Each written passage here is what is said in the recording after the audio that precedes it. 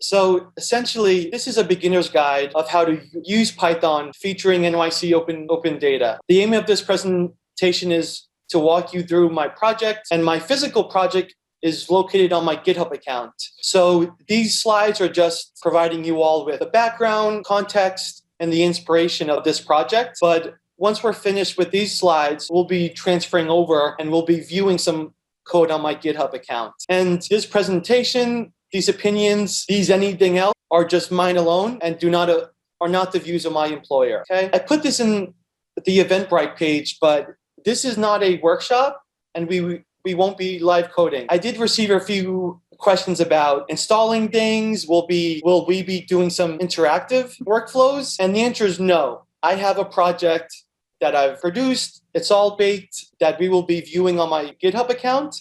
But today's session won't be a workshop. One of my colleagues who's also presenting at this conference, Katie Brady, she will be presenting a Python workshop. So if you want the more like hands-on Python interactive workshop, live coding scenarios, I encourage you to please check out her event. But this is just a lecture, talk, inspiration for this project, etc. So what do folks have to know for this project? Okay, I assume the audience understands basic Python or other programming languages, be it R, SQL, Stata, MATLAB, Julia. I'm assuming that the audience has taken a few Python courses and understands basic programming concepts. I also assume that there's basic knowledge of data analysis and basics of Jupyter notebooks, which we can get into, but it's where I write the code. Okay? However, those new to Python, of course, you're welcome. If you just want to feel inspired or you're thinking about Python, you're not sure how Python's applied, I encourage you to just sit back and just see all of the things Python can do. Okay? I've also posted these slides. I believe in open source access to everything. So I've posted these slides on my GitHub account.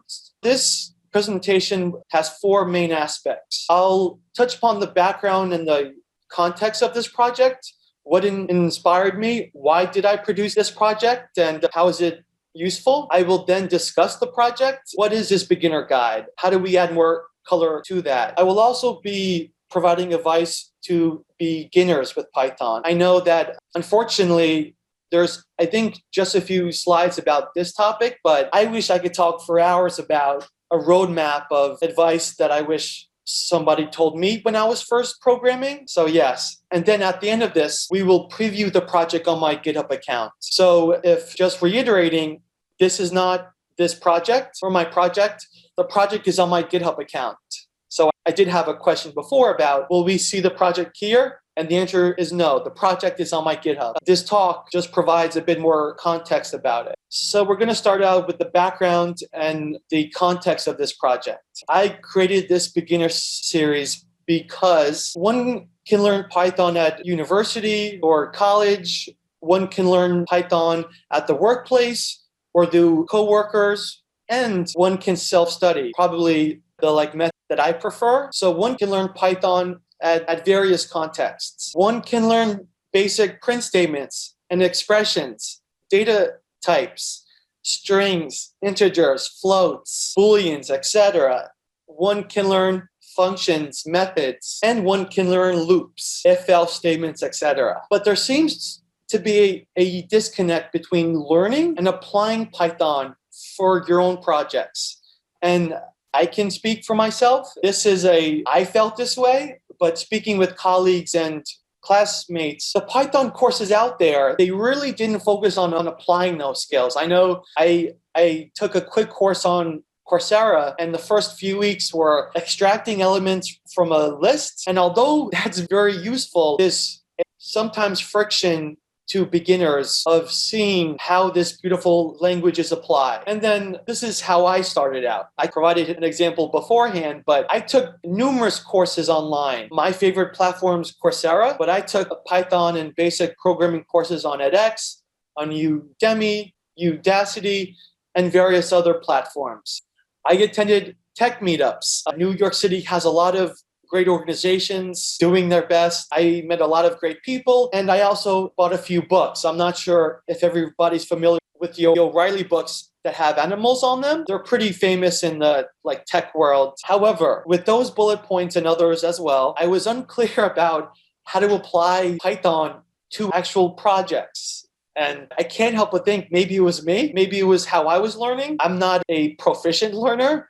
And I think programming in itself, if you've never programmed before, there's a lot of friction. And I was still unclear about how to apply Python to real-world projects. And then everything changed after that. I felt like I needed a more structured program. I received a scholarship to attend a advanced certificate program at NYU in urban science and informatics.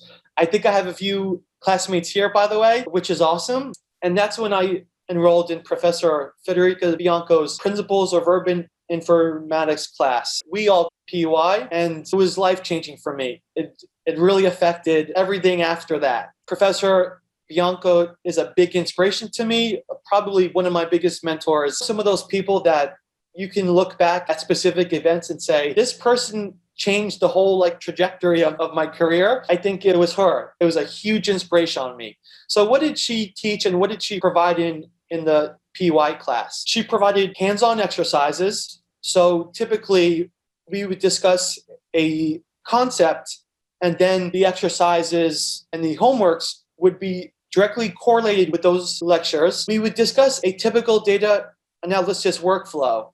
So that was one of my biggest qualms with a general Python course, that it didn't really, a lot of things were scattered to me, and everything we did in her class was sequential. How do you produce something? What's a typical workflow? She also stressed reproducible work and open source teaching. So all of the homeworks, all of the graded homeworks were online. She would help us out with the code, with the best process of that code, and all of our past homeworks were online. So it was a really good learning experience for me to go back to those solutions and identify the proper way of accomplishing a task. And this is probably a big one. We focused on the Python library called Pandas. If you're not familiar with Pandas, it is the essential data wrangling package in Python. I would say most data science projects use Pandas at some point. It's an open source library. It's really closed the gap of difficult Python syntax, and it's packaged functions and methods in a more readable way. That's just my opinion. But I think instead of focusing on too much Python and creating your own functions and writing these big functions that are multi-line code, we started off with Pandas. So I think we had one course of Python, we assigned homework, but I think right after that, I think second week, we just focused on Pandas. And as I said, this course changed my whole life about my love for Python, how I apply Python, and how I try to teach beginners Python, and how do we, I should say, apply Python to data analysis projects. So that's how this project was born. As I said, this a beginner's guide featuring NYC Open Data using Python. It's on my GitHub page. Here's a screenshot from here. I should have put this someplace, but essentially I used Professor Bianco's homework. I added to them. I reshaped some of those concepts and I packaged it to my own project. So the way that I feel like beginners would learn the best. But this beginner guide is really inspired by, I would say, Federica Bianco's course, as well as various things that I've seen on the web. It was a long journey. So my first commit is a Git phrase. It was the first time that I saved changes was beginning of February of last year. So I've been iterating this. I've been probably for the past year now focusing on how I build out this project and the best ways that I can present this material for beginners. However, full disclaimer, I started my first file was I think the end of 2019. I started it, I got sidetracked, I didn't like how it was, and I deleted that whole project. But it's been a long journey, and I've been enhancing this on the weekends, in my free time, this beginner. So what will one learn from this project? If you get anything today, please remember these 4 bullet points. And I selected these 4 bullet points because, in my opinion, this is the typical process of a real hands-on project. Part 1, reading and writing data. So reading is loading data, writing is exporting data. Even at this stage, as beginners, I had a difficult time reading in data. I know I often share this story with my colleague. She was just starting out with Python, and we're close colleagues at this point. But I remember that she asked, how do you read in data? Like how does Python read data? And it's easy for folks that have been programming and a lot to think of this question as a very basic concept. But when you're a beginner, any type of friction, any type of what's the best way to read data, load data, export data, which package should we use? Should we use the pandas library? Should we use CSV reader? The file is in JSON format. There's a lot of things that can go wrong. And if you all have used CSVs, it's not always as intuitive as what you would think, okay? The second part to this is inspect, process, and wrangle data. So once you read in the data, assuming maybe we are looking at a data set that we've never seen before, or the data set has changed, how do we inspect the data? How do we process the data? And potentially, how do we wrangle the data or transform the data in a way that fits our use cases? A quick point about this second bullet, I think this step is often rushed and overlooked. I see a lot of beginners, they read in the data, they inspect it for 1 line of code, and then they start plotting. And that's a big no-no. That's a big red flag.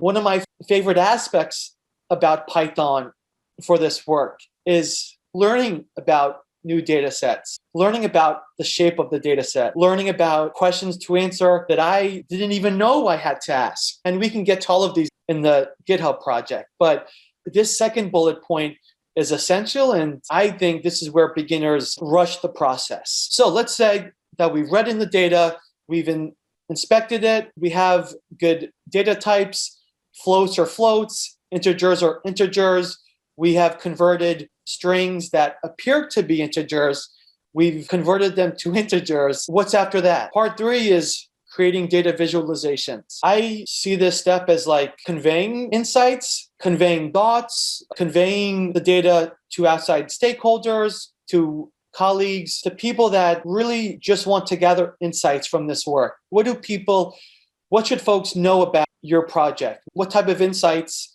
have you found, and how can we ask questions to support decision making? And then the final part of this series, part 4, is working with geospatial data. Full disclaimer, this was added quite late to the project. I focus on the first 3 because technically, in my experience, you don't need a geospatial aspect to the project if your data set is not geospatial. However, I think NYC Open Data has a treasure trove of spatial information. My favorite ones are the building footprints, Pluto. I think Pluto stands for Planning and Land Use Tax Lot, but there's a lot of great spatial data sets on NYC Open Data. And I added this tutorial because it could be a big part of your project. Okay, but the first 3, I think, that are essential to any data analysis workflow. The fourth one is if you're working with geospatial data. Okay. However, by looking over this project, you will learn indirectly. So it's not a part of that 4-part series, but it can also assist beginners with developing a presence on GitHub to showcase your work. I think that we do all of this great open source work. You want to share your projects, perhaps share your findings. Learning how to use GitHub is very important. A second bullet point is create beautiful notebooks. In addition to posting Python code, I'm trying to create beautiful notebooks that can assist people possibly not familiar with these topics. The third bullet point is learning Markdown language and creating informative README files. I'm not going to say a lot about this. We can add this. We can go over some of this in my GitHub. Fourth part, please think about your audience. I see a lot of beginners, they do a lot of data science work and they post one big block of code and they expect people to read that code and it's just Python code. And I guess my advice would be, please think about your audience. This is similar with creating informative README files. Always think about who you're presenting work to.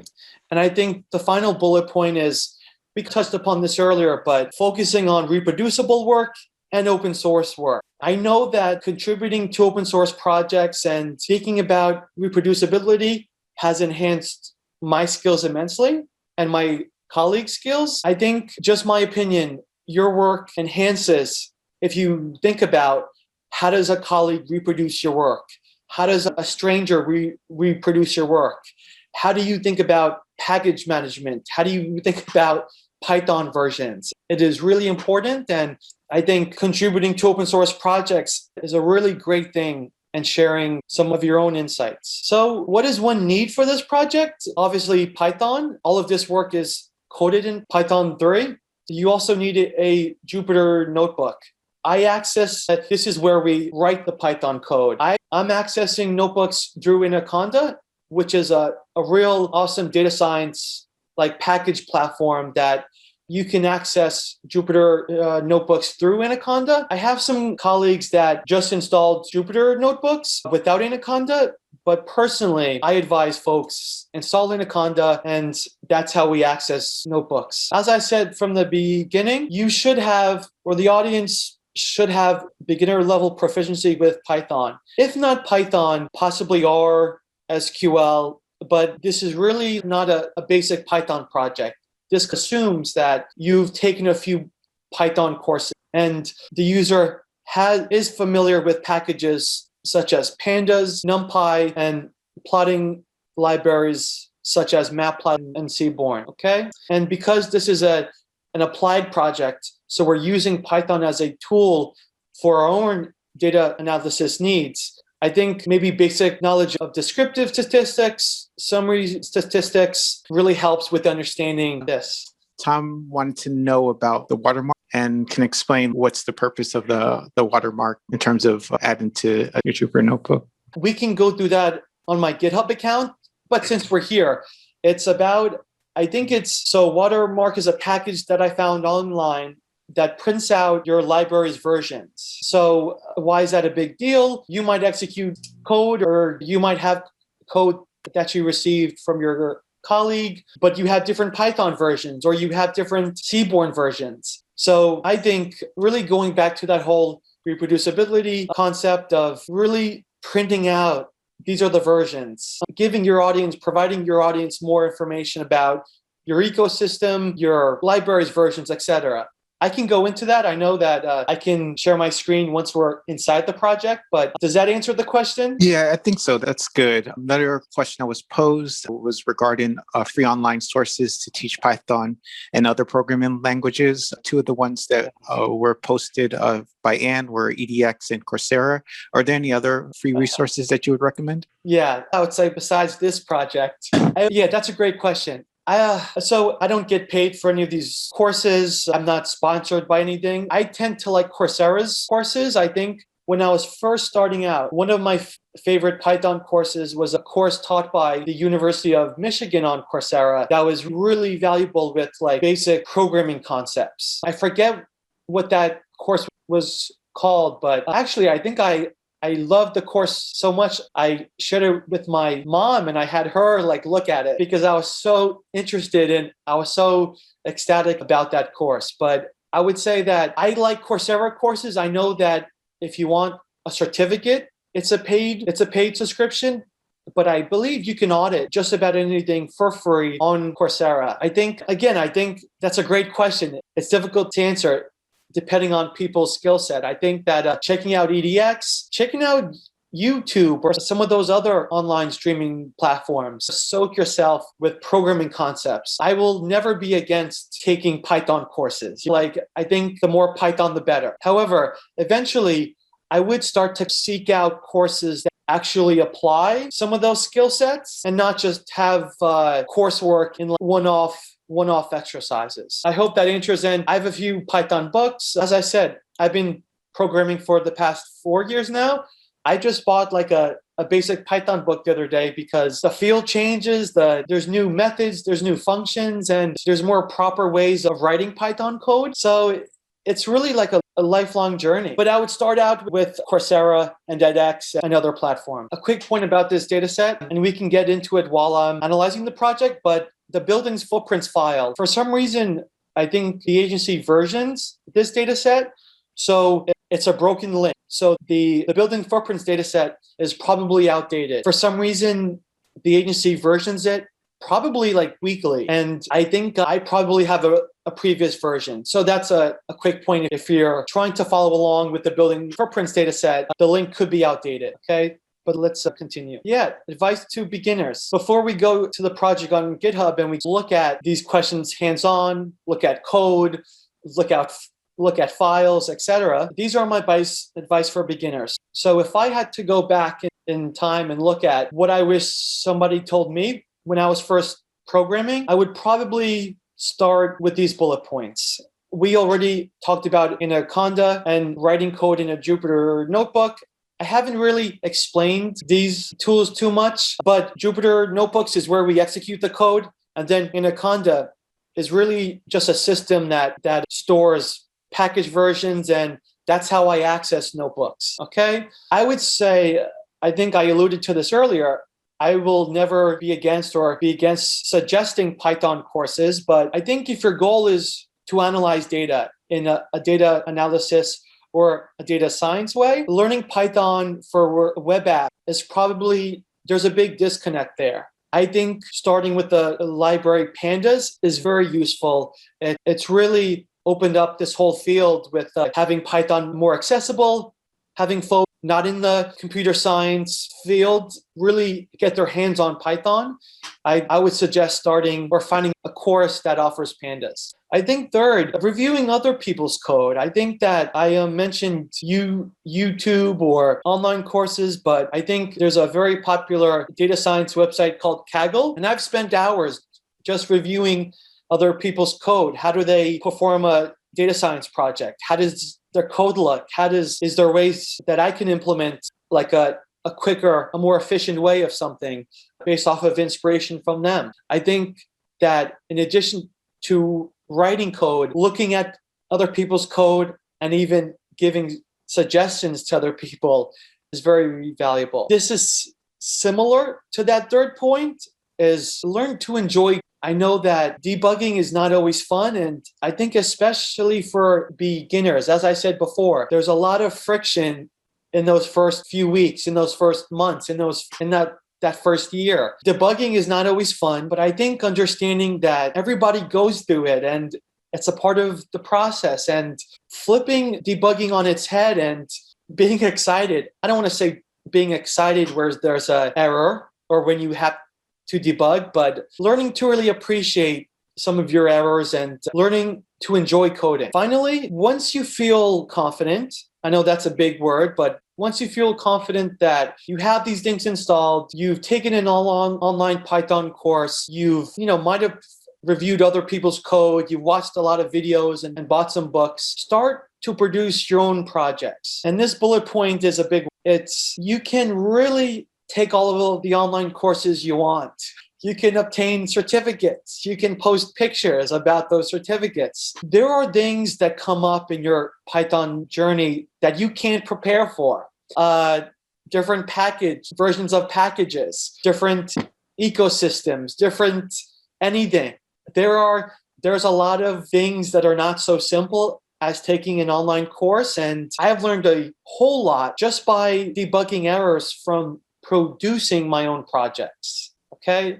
I think this is a very big point that eventually transition from understanding, I know what Python is, I use the word AI, machine learning, I can speak about these things, but I think producing your own project is really where there's a lot of friction. And then this is a bit later, learn a version control language. I prefer Git. So version control is, I'm not the one to explain it, but you can save versions of your code and as commits, and you can even go back to previous versions of your code. And it's really a big part of open source work and reproducible work, and possibly having other folks contribute two open source projects with you. And I think learning GitHub is a real plus.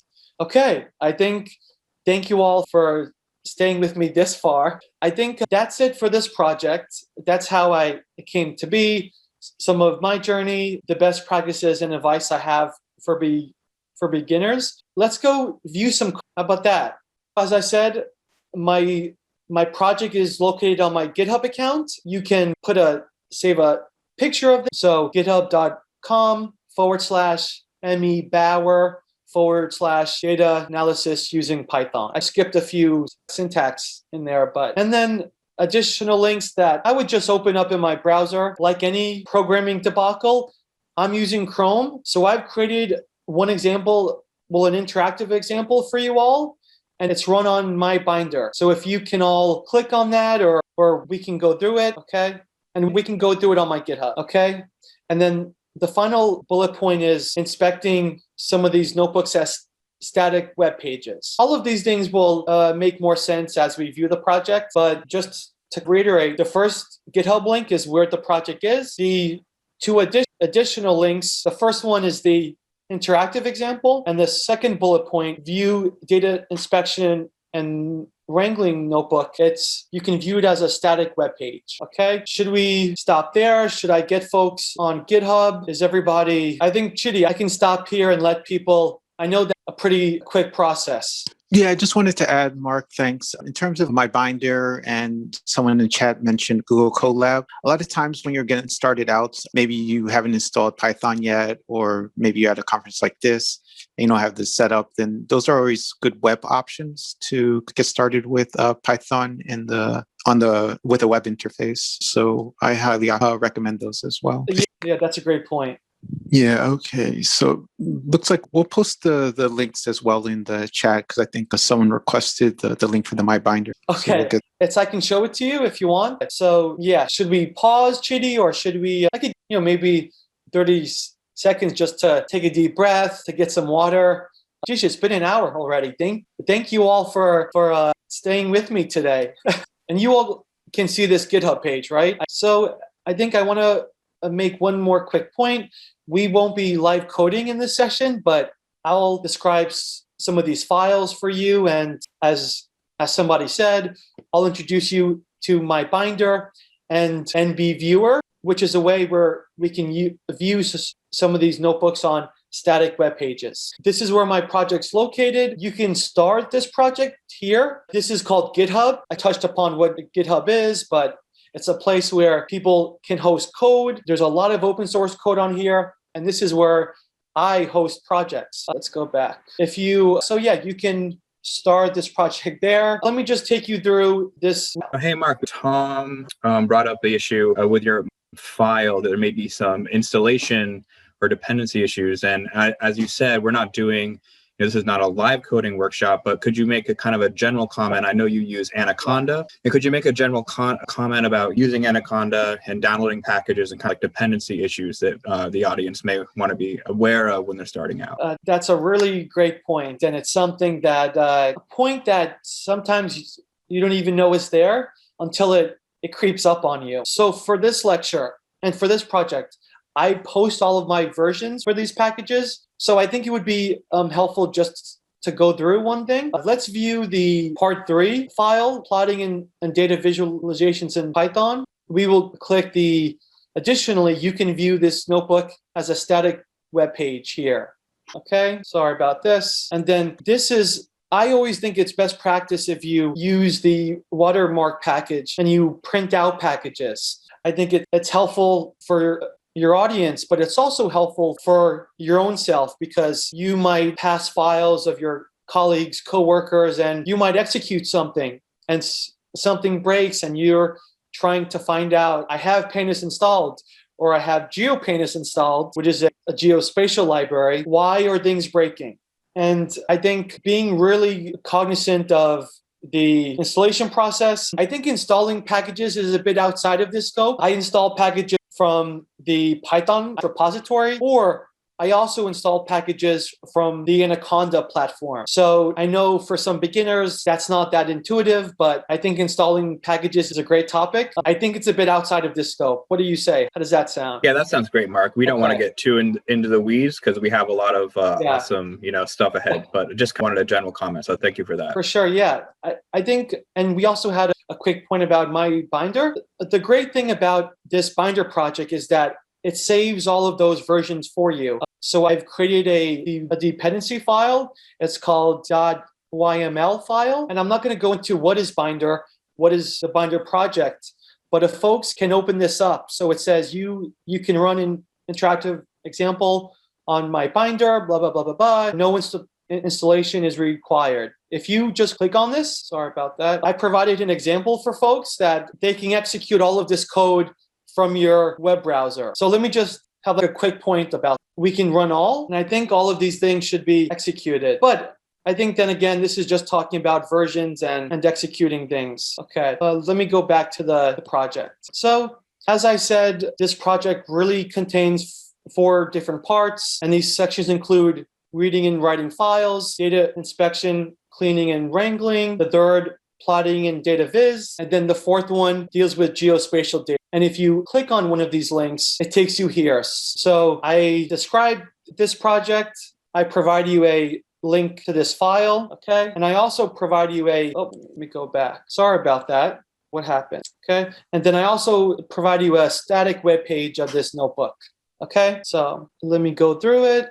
I'll quickly go through some of these topics because I think we're running short. In this second bullet, I provide you the file links, a little description of the file, and you can view this file on a static web page. Okay, there we go. Okay, third bullet point, I describe some of these data sets that I've used in this project. These are some of the most popular data sets on Open Data. Personally, I'm a very big fan of the building footprints file. There's also Map Pluto, schools, streets, neighborhoods, and boroughs. I provided links for you. So let's check out the building footprints file. And it should direct you to the Open Data page, okay?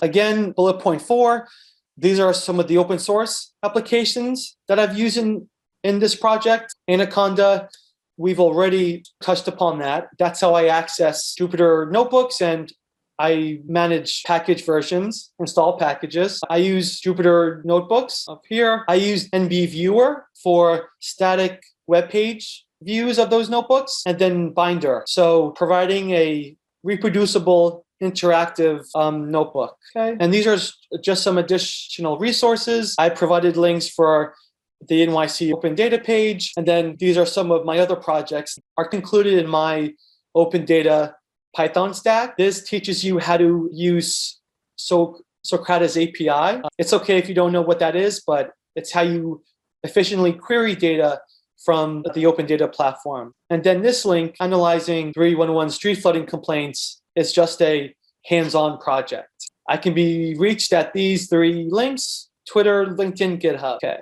so let's view one of these notebooks. Let's do something fun. How about plotting in data viz? So we're gonna click the 3 plotting visualizations. Again, I think it's very important to style your work, make notebooks beautiful, and help out the audience. I have titles here. Part 3 involves plotting in data viz. I have a table of contents. I have the main libraries, some screenshots of the data sets used, and then this is the Python code. So all of these plots, all of these figures were all generated from this code. So I don't want to go through line by line. I think if we just skim some of these headers, I think that would be useful. Pluto data set, this is the data wrangling phase or step, plotting with Seaborn. Seaborn is a premier Python plotting library, and that's my preferred one. Okay, and then these are various plots that were generated from the NYC Open Data's building footprints data set and the Pluto plain land use. So these are all of the incredible plots you can do with Python. Okay? And I've presented all of this code. And let's just look at one and look at this code with each other. So essentially, this is a user guide. It's a set of tutorials that folks can look at the code, look at the Python method, look at the parameters, and look at the type of arguments that I've inserted. And it's all here. So it's quite a big file. I produced a lot of plots that I work with in my day-to-day work. There's various styles of plots. And again, all of this code is just right there. So this scatter plot that analyzes the building's ground elevation with its roof height, the Python code is really just right here. The seaborne scatter plot method and the two arguments. Okay, it's a lot of interesting things. Let's view it on the GIS Gallery. So I probably should have started off here first, but I provided example of distribution plots, histograms, KDE plots, relational plots. The previous one was a scatter plot, joint grids, heat maps, categorical plots, count plots, bar plots, box plots, etc. And I also use the pandas plotting library to just plot straight from the pandas library. So we can see all of these. These are just images that I've exported from this project. Okay? Let's go back and view some of the geospatial analysis. Should I stop here, Chitty and Nathan? Or should we switch gears? Do folks want to see some of how I interpret the code? What do people... We have some enthusiasm from the audience. They want to see a GIS example. Okay, thank you. That's okay, perfect. So the GIS, if folks don't know, it's GIS stands for Geographic Information Systems. And for Python, I use the Python library called GeoPandas. And it's on my part 4 here, Geospatial Data Mapping. And I'm going to show you some of the gallery plots that I've produced. Okay, and so we've discussed how do we make maps, points, lines, polygons, clipping data, types of maps, choropleth maps, heat maps, hexbin, graduated symbol, proportional symbol, Veroni maps, quad tree maps, it's all here. And we also discuss concepts like a centroid versus a representative point. A quick point, centroid is the center position of the point, but in some weird shapes, the center is really outside of the shape, if that makes sense. The representative point guarantees that the centroid is within the physical shape. Okay, we discuss set operations. That's a whole college course in itself. And then just some additional attributes. Okay, these are points. And this is just my gallery for you folks. All of the code is here. Every single plot that I've created, it can be found here. So polygons, maps with layers, with a background, clip methods. This is defined as clipping points outside of your main figure, outside of your main shape. I won't speak too much about types of maps. I want to focus on this project, but for folks that have a bit more familiarity with GIS, this one's for you. Choropleth maps, various styles, aesthetics, heat maps, hexbin maps, proportional symbol maps, graduated symbol maps, one-to-one dot density maps. This is a marginal histograms as well. I haven't seen this one used, but I like it. I think it's bivariate histogram, or it's a single variate histogram on both sides of this figure. Mark, quick question. As you're going through and showing these GIS maps, I know you spend a lot of time working with maps. I just wanted you to provide context with regards to other applications you've used to map data. That's a really great point. I think when I was first in university, I've used Esri products, so ArcGIS, and for the past 5 years now, I've used open source platforms. So I'm a big fan of performing GIS within Python, so using the GIS package GeoPandas, but I've also produced maps and projects with QGIS, which is an open source GIS application that is free. I would say, for the past 5 years now, those are the that I've produced maps. Okay? These are some set operations. Hey, Mark. We have a question from Gabriella. Would you be able to scroll back up to, we have some interest in the histogram on the sides of the map. Could you dive into that one and maybe just explain what is that data? How does that map work? Whichever one you prefer to use. That's a really good question. And again, a full disclaimer, I don't see these plots a lot. I'm creating these plots with the Seaborn library. This has, of course, the map of schools in NYC See, the points are in blue. And then on each side, it's a histogram of the points on this figure. So if we look at, let's take the histogram of the longitude values, that there's a lot of density over here on this side of this figure. So a lot of these schools are clustered between this longitude value. So maybe a -74 and then -73. But I think that's a really good question. I don't use this plot a lot for like production purposes or for data viz purposes. I use maybe a hex bin map or a heat map for it, but I think sometimes I'm interested to see the spatial distribution of one geometry value. We have another question for you. Thank you for that. Sure. Thank you for diving into that example specifically. One participant is asking, how did you export these maps? I'm assuming. I'll show you so the plotting library matplotlib has a really useful method for us. We can view some of that. It's called the pyplot.savefig method. Or let me see if I can find that for you. Savefig. Okay, so it is right here. So I'm not sure if everybody's familiar with a matplotlib, but all of the code in this figure needs to be in this cell. And then we use a matplotlib's savefig method. And here this is where we're saving that file. So we're saving it in the figures folder called 5-1.a.png. That's something just like internal. And then we want the face color to be white. Okay, so it's right here.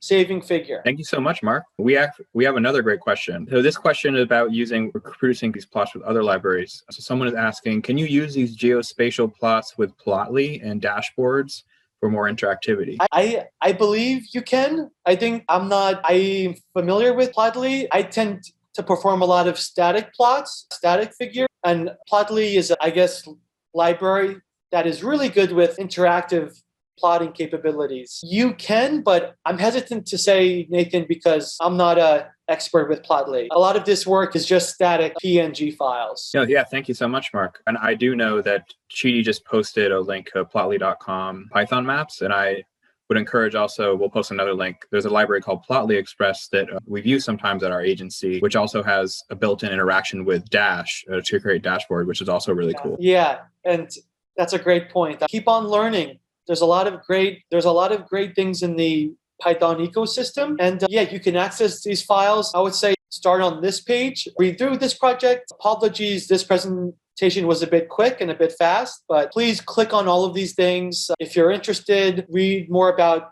the MyBinder project, NB Viewer, Anaconda, and you can access all of these plots and this code through these files. Okay, Python notebook, then it's all here. All of the code that I used to generate all of those plots, it's all here. Writing spatial data, thinking about data structures, what is a geoseries, what is a geodata frame. I also go through basic attributes and methods. Okay? I really try to really be user-friendly and present my favorite methods for these packages. Mark, we have another great question. This is a question that I am actually quite curious about too. How long did it take for you to complete this project? It's quite extensive. It's a great resource. Projects are never finished in this world. Yes, I submit things and I push commits, I push files, but I'm iterating this. It took me at least a year to really go through the Pandas user guides, familiarize myself with the plotting libraries Matplotlib and Seaborn. I read through pretty much the whole user guides. I shouldn't say the whole user guides, but I really spent time looking at these methods parameters, what's included.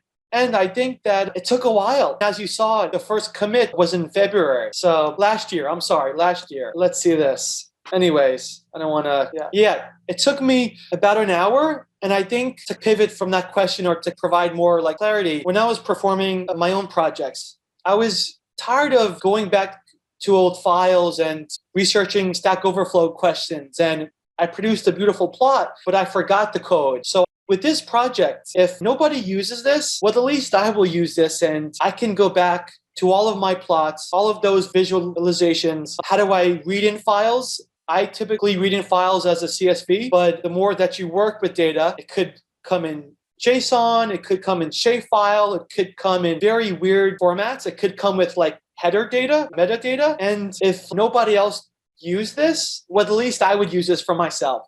So I refer back to this project academically in my open source work, but even in my professional career, I constantly go back to what are the best methods to inspect data. I think everybody has their own like chess moves. I can show you quickly some of my workflows. I preview the first 5 rows. I preview the last 5 rows. I preview the shape of the data set, this object's type, this data set's columns, D types, descriptive statistics, somewhere around here. And I use this for myself, but it did take me about a year and some change. So. Hey, Mark, we have a question from Tom. Why would you use JSON versus CSV as you're describing in the reading and writing files notebook? Oh boy, that's a great question.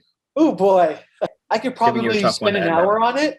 I prefer CSVs. As you go further in this career, you will have data sets that are not in CSV files. For instance, sometimes I preview a data set's metadata, and usually the author has nested data dictionaries within that file. And I think that's really like a real world example of where I use JSON files, that it's not like a rows column data set, but it has a lot of nested dictionaries. And I can show you one quick example. Where's the JSON example? And then we'll wrap up. So I'm using the URL lib package. We are previewing this object's keys. It's a dictionary. Then we're previewing the length of this object. We are previewing the first row, etc. So I think that there are ways that I find JSON files. As an analyst using Python, you will come across JSON, but yeah, if you can use CSVs, that's my method for our data files. Geez, thanks everybody for staying with me for this hour. Let me stop sharing. Stop share. And I think that's it. Thank you all. This is a big honor. We kept 81 people. Chidi, Nathan, Gabby, is there any final words or anything you would like to say? Or No, it's excellent, Mark. Really thank you for doing this. Just if you can reiterate the best way to contact you if people have questions. I did mention in the chat that we're going to update the GitHub once we figure out how to distribute the video file, like what platform we'll be using.